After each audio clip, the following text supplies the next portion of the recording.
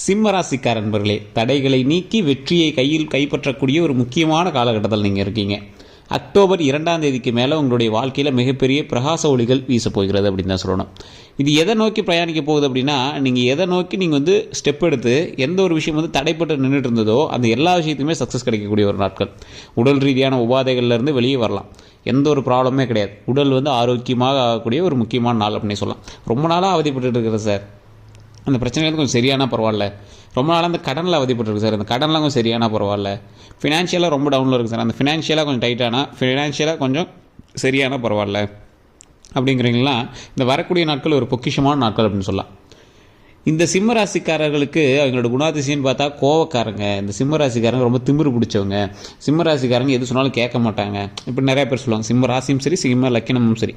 ஆனால் இந்த சிம்ம ராசிக்கே உரிதான ஒரு குழந்தை குணம் ஒன்று இருக்குது.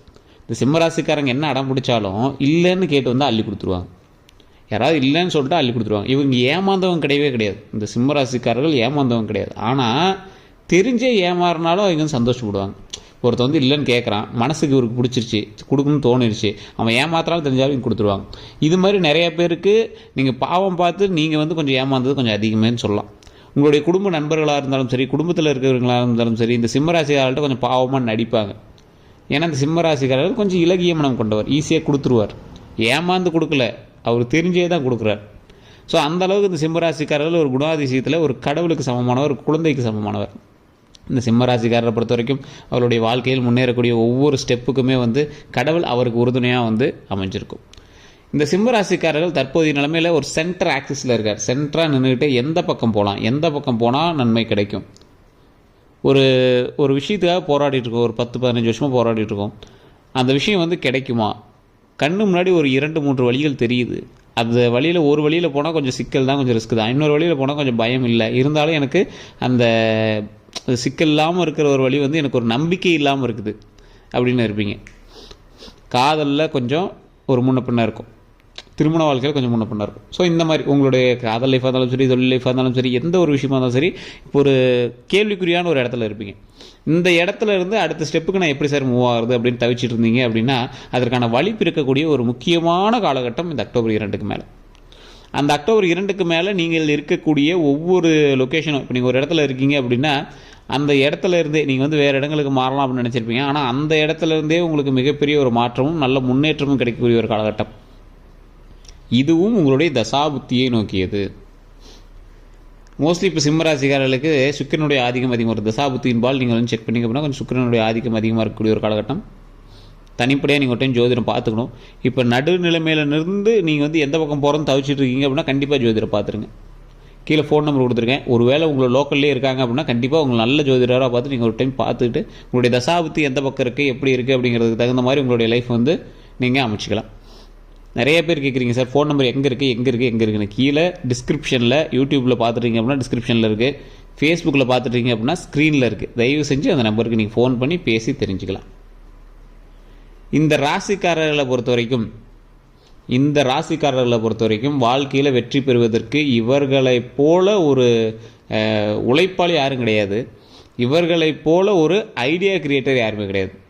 என்ன ஒன்று, டக்குன்னு கோவப்பட்டுருவீங்க, டக்குன்னு சின்ன சின்ன விஷயத்தில் ஜெர்க்காயிருவீங்க. அதனால் ஒரு எக்ஸாம்பிளுக்கு ஒரு டம்ளரில் ஒரு டக்குன்னு ஒரு அடிக்கிட்டே வரீங்கன்னு வச்சுக்கோங்க. ஒரு பில்டிங் மாதிரி பொம்மை குழந்தைங்களாம் விளையாடுவாங்கள்ல, இப்போ டம்ளரில் அடிக்கிட்டே வரீங்க. லைட்டாக ஒன்று காற்றுல ஆடும். நீங்கள் என்ன பண்ணுவீங்க, கோவத்தில் படப்படன்னு எல்லாத்தையும் தட்டிட்டுருவீங்க.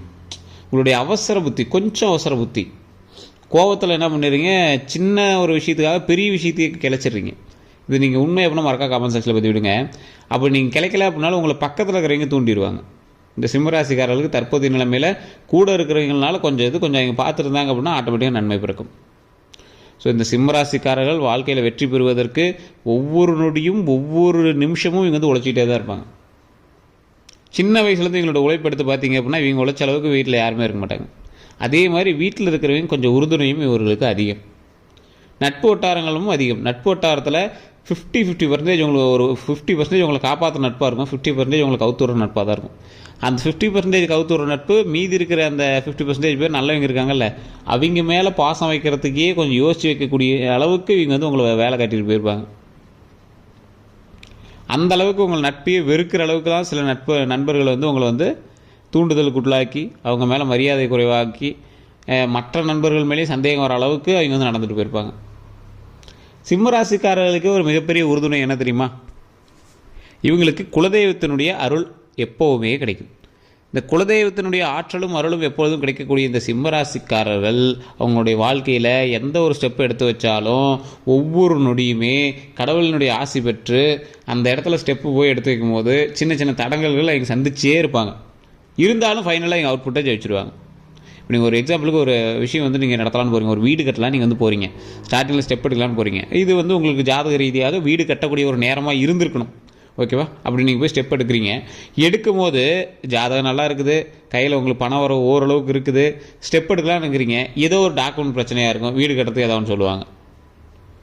மறுபடியும் அதை சரி பண்ணி அதுக்கப்புறம் நீங்கள் வந்து ஸ்டெப் எடுப்பீங்க, அப்புறம் வீடு கட்டிடுவீங்க, அது எல்லாமே ரெடி பண்ணி வச்சுங்க. அப்புறம் ஃபினான்ஷியலாக சின்ன சின்ன தடைகள் ஏற்படும், அதையும் நீங்கள் சரி பண்ணி வந்துடுவீங்க. ஸோ இந்த மாதிரி ஒரு விஷயம் ஸ்டார்ட் பண்ண போகிறீங்க, ஒரு ஜெர்க்கு காட்டிடும், அதுக்கப்புறமேட்டு உங்களுக்கு வந்து சக்ஸஸ் ஆகும். திருமணத்துக்காக போவீங்க, கல்யாணம் ரெடி ஆகிற அளவுக்கு போவோம், மறுபடியும் ஸ்டக் ஆகும், மறுபடியும் ஒரு பிரச்சனை ஆகும், மறுபடியும் திருமணத்துக்கு ரெடி பண்ணுவீங்க, மறுபடியும் அது ஓகே ஆகிடும். குழந்தைக்காக போராடுவீங்க, குழந்தைய வந்து ஃபஸ்ட் டைம் கொஞ்சம் இது பண்ணோம், அதுக்கப்புறம் ஆட்டோமேட்டிக்காக குழந்தை பிறக்கும், ஆட்டோமேட்டிக்காக நீங்கள் நினச்ச மாதிரி லைஃப் செட்டில் ஆகும். ஸோ இந்த மாதிரி எந்த ஒரு வேலையுமே நீங்கள் வேலைக்கு போவீங்க, ஃபஸ்ட்டு ஒரு வேலை ஓகே ஆகாது, மறுபடியும் அடுத்த வேலைக்கு போவீங்க, இப்படியே நிறையா இடத்துல வந்து உங்களை சுத்த வச்சுட்டு தான் வேலையுமே உங்களுக்கு செட் ஆகும். ஸோ சிம்மராசிக்காரர்கள் கொஞ்சம் ஜெர்க் அடித்து தான் மற்ற எல்லாமே செட் ஆகும். தொழில் ரீதியான விஷயங்களோட ஸ்டார்டிங்லாம் உங்களுக்கு பெரிய லாபங்கள்லாம் நீங்கள் வந்து பார்த்துருக்க மாட்டீங்க. அதனால் நீங்கள் துவளவும் கூடாது, இறங்கி ஓடவும் கூடாது, அதீத பணம் போட்டு லாக் ஆகக்கூடாது. அதுதான் மெயின் இந்த சிம்மராசிக்கு. ஸோ ஒவ்வொரு படிக்கட்டும் வெற்றிக்கான ஒவ்வொரு தூண்களாக நினைத்து கொஞ்சம் பார்த்து பொறுமையாக ஹேண்டில் பண்ணிங்க அப்படின்னா உங்கள் மாதிரி சக்ஸஸ் ஆன ஆள் உலகத்துலேயே யாரும் கிடையாது. அரசியல் பின்பலம் உங்களுக்கு அதிகம். அரசியல் சார்ந்த விஷயங்களில் உங்களுக்கு உள்ளே போனீங்க அப்படின்னா உங்களுக்கு ஒரு முதன்மையாக நிற்கக்கூடிய அளவுக்கு உங்களுக்கு பவர் அதிகம். இருந்தாலும் உங்களை ஏமாற்றுவதற்கு பின்னாடியே உங்கள் கூடவே இருக்கிறவங்களே உங்களை ஏமாற்றுறதுக்கான வாய்ப்புகளும் அதிகம். ஏன்னா சிம்மராசிக்காரர்கள் ஈஸியாக வந்து மேலே ஏறிடுவாங்க. ஒரு கஷ்டப்பட்டோ ஏதோ ஒன்று பண்ணால் அவங்களுக்கு வந்து கடவுளே அருள் புரிஞ்சு அவர் வந்து ஆட்டோமேட்டிக்காக மேலே கொண்டு வந்துடும். ஆனால் மற்றவர்கள் உங்களோட இருந்தால் மட்டும்தான் மேலே வருவாங்க அப்படிங்கிற நிலமை. ஸோ அதனால் என்ன பண்ணுவாங்க, உங்களோடைய அசாம் மேலே வந்துட்டு உங்களை தட்டி விடுறதுக்கு பார்ப்பாங்க. ஸோ நீங்கள் அந்த இடத்துல நீங்கள் ஒரு வெற்றியை நோக்கி பிரயாணித்து ஒரு வெற்றியை பிடிச்சிங்க அப்படின்னா வெற்றிக்காக எவ்வளோ போராடினீங்களோ அதை விட அதிகமாக அதை தக்க வச்சுக்கிறதுக்கு போராடணும். இப்போ நீங்களுமே பாருங்களேன், ஒரு குறிப்பிட்ட இதில் கஷ்டப்பட்டு சம்பாரிச்சிருப்பீங்க, ஓரளவுக்கு வந்து சம்பாரித்து நிற்பீங்க, அப்போ தான் உங்கள் சொந்த பந்தம் உங்களோட நண்பர்கள் எல்லாம் வருவாங்க. நீங்கள் சம்பாரிச்சதோடு என்ன கஷ்டம் அப்படின்னா சம்பாரிச்சதை அவங்கிட்ட காப்பாற்றுறது தான் பெரிய கஷ்டமாக இருக்கும். இது வந்து சிம்மராசி மட்டும் நிறையா ராசி ஆப்டாக செட் ஆகும், ஆனால் இந்த சிம்மராசிக்கு இது அதிகமாகவே செட் ஆகும். இந்த சிம்மராசிக்காரர்கள் உடல் உபாதைகளில் கொஞ்சம் கவனம், உடல் ஆரோக்கியத்தில் கொஞ்சம் கவனம், வண்டி வாகனத்தில் கொஞ்சம் கவனம். ஸோ தேவையில்லாமல் மது பழக்கங்களோ இல்லை ஏதாவது தீய பழக்க வழக்கங்கள் இருந்துச்சுன்னா அதை அப்படியே ஸ்டாப் பண்ணிட்டு பொழப்பு பார்க்க ஆரம்பிச்சிடணும். இன்னைத்து காலகட்டத்தில் வந்து அதை வந்து அந்த கெட்ட பழக்கத்தை விட்டுருங்க, நல்ல பழக்கத்தை மட்டும் கற்றுக்கோங்க. சிம்மராசியை கெடுக்கிறதுக்கு ஒரு முக்கியமான விஷயம் அதுதான். நட்பு வட்டாரங்களோ ஏதோ ஒரு நட்பு வட்டாரங்களோ உங்களுக்கு பழக்கி விட்டுருப்பாங்க, ஏதோ ஒன்று பண்ணியிருப்பாங்க. அது மட்டும் இல்லைன்னா நீங்கள் ஒரு 100% தங்கம்னு சொல்லிவிடுவாங்க. கோபம், மது இது மட்டும் உங்களுக்கு வேண்டவே வேண்டாம். சிம்மராசி ஒரு தெய்வத்தினுடைய ஆற்றல் பெற்ற ராசி, அவங்களுக்கு தொடவே கூடாது. அப்படி நீங்கள் இருந்துக்கோங்க. உடம்பு ஆரோக்கியமாக வச்சுக்கோங்க. தற்போதைய நிலமையில் உடம்பு ஆரோக்கியம் ரொம்ப முக்கியம். அதனால் இந்த தேவையில்லாத கெட்ட பழக்கங்களை கொஞ்சம் நிறுத்துறது ரொம்பவே நல்லது. அதே மாதிரி நீங்கள் வந்து இப்போ ட்ராவல் சம்மந்தப்பட்ட விஷயங்கள் பண்ணிகிட்ருக்கீங்க அப்படின்னா வாகன போக்குவரத்தில் ரொம்ப ரொம்ப கவனம் தேவை. தண்ணி, நெருப்பு இது ரெண்டுலேயும் கொஞ்சம் கவனம் தேவை. நான் சொன்ன 4 பாயிண்ட்டில் கொஞ்சம் கவனமாக பார்த்துக்கோங்க. தண்ணி, நெருப்பு, வாகனங்கள், உடல் ஆரோக்கியம் இது 4லையும் கவனமாக பார்த்துக்கோங்க. அவ்வளோதான்.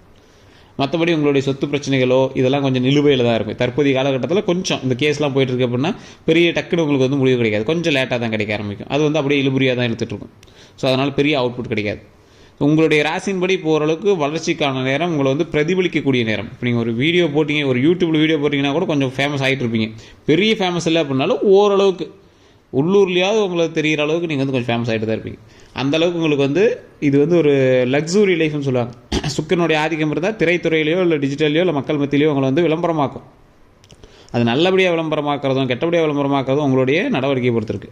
ஆனால் தற்போதைய நிலைமையில் நல்லபடியாக விளம்பரமாக்குறது தான் நடந்துகிட்ருக்கும். ஸோ அந்தளவுக்கு உங்களை வந்து கவனிக்கக்கூடிய நபர்கள் அதிகமாகுவாங்க. இப்போ நீங்கள் எது பண்ணாலும் உங்களை வந்து கவனிப்பாங்க. அப்போ நீங்கள் என்ன பண்ணணும், எந்த விஷயம் செய்தாலும் ஒழுக்கமாகவும் உங்களை பார்த்து மற்றவர்கள் கற்றுக்கொள்ளும்படியும் நீங்கள் வந்து நடந்துக்கணும். உங்களை பார்த்து உங்களுடைய குழந்தை கற்றுக்குது அப்படின்னா உங்களோட வீட்டுக்குள்ளே நீங்கள் ஹீரோ. இப்போ உங்களை பார்த்து ஊரே பார்க்குது அப்படின்னா நீங்கள் என்ன நடக்கிறீங்களோ அதை பொறுத்து தான் நீங்களே ஹீரோவாக மாறுவீங்க. ஸோ அந்தளவுக்கு உங்களுடைய நடவடிக்கைகள் ரொம்ப நல்லதாக அமையணும் அப்படிங்கிறதான் இந்த ஒரு முக்கியமான விஷயம். ஸோ உங்களுடைய மேனரிசம் படி தேவையில்லாத வம்புகளுக்கு நீங்களாவே போய் ஆஜராவீங்க.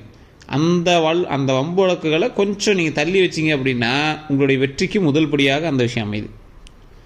ஏன்னா உங்களுடைய பாதையை இப்போ நீங்கள் சரி பண்ண வேண்டிய நேரம். மற்றவனோட பாதையில் நீங்கள் போய் இப்போ நீங்கள் குறுக்க போய் நிற்கக்கூடாது. உங்களுடைய பாதையை சரி பண்ணீங்க அப்படின்னா சக்ஸஸ் நோக்கி பிரயாணிக்கிறதுக்கு இது ஒரு அருமையான காலகட்டம். எப்படி தொழிலையும் பரவாயில்லையா இருக்குது, குடும்பத்துலேயும் பரவாயில்லையா இருக்குது, கல்வி சம்மந்தப்பட்டது, வருமானம் சம்மந்தப்பட்டது, திருமண தடைகள் நீக்குவதற்கும் இது சரியான ஒரு நேரமாக அமையுது. குழந்தை பேருக்கும் ஒரு சரியான நேரமாக அமையுது.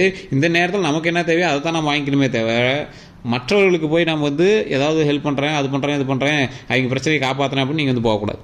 ஸோ இது ஒரு முக்கியமான ஒரு விஷயமாக கருதப்படுது. தேவையில்லாத வம்பு வழக்குகளுக்கு தலையிடவே கூடாது அப்படிங்கிறது ஒரு முக்கியமான பாயிண்ட். ஸோ மற்றபடி உங்களுக்கு எந்த கருத்துக்கள் இருந்தாலும் சரி கட்டாயம் நீங்கள் கமெண்ட் செக்ஷனில் பதிவிடலாம். அதே மாதிரி தயவு செஞ்சு கீழே தான் ஃபோன் நம்பர் கொடுத்துருக்கேன், அந்த ஃபோன் நம்பருக்கு ஃபோன் பண்ணுங்கள். இல்லைனா ஃபேஸ்புக்கில் பார்த்தீங்கன்னா மேலே ஸ்க்ரீன்லேயே நம்பர் இருக்குது, அந்த நம்பர் பண்ணுங்கள். இல்லைனா வாட்ஸ்அப் குரூப் இருக்குது, அதில் ஆட் ஆகிட்டிங்க அப்படின்னா அதில் நம்பர் போடுவோம். அதில் நீங்கள் ஃபோன் பண்ணி ஜோதிடர்கிட்ட பேசிக்கலாம். வேறு எந்த ஒரு கருத்துக்களாக இருந்தாலும் மறக்காமல் கமெண்ட் பண்ணிவிட்டு ஃபோன் நம்பருக்கு ஃபோன் பண்ணிக்கோங்க, நீங்கள் பேசி தெரிஞ்சுக்கலாம். நீங்கள் ஃபேஸ்புக்கில் நீங்கள் பார்த்துருக்கீங்க அப்படின்னா ஃபாலோ பண்ணிக்கோங்க. யூடியூப்பில் பார்த்துருக்கீங்க அப்படின்னா கண்டிப்பாக சப்ஸ்கிரைப் பண்ணிக்கோங்க. எல்லோருக்கும் நன்றி நண்பர்களே. சப்ஸ்கிரைப் பண்ணிட்டு பக்கத்தில் பெல் பட்டன் ப்ரெஸ் பண்ணி அதில் ஆல் கிளிக் பண்ணிக்கோங்க. அப்போ தான் உங்களுக்கு நோட்டிஃபிகேஷன் சேரும். எல்லோருக்கும் நன்றி.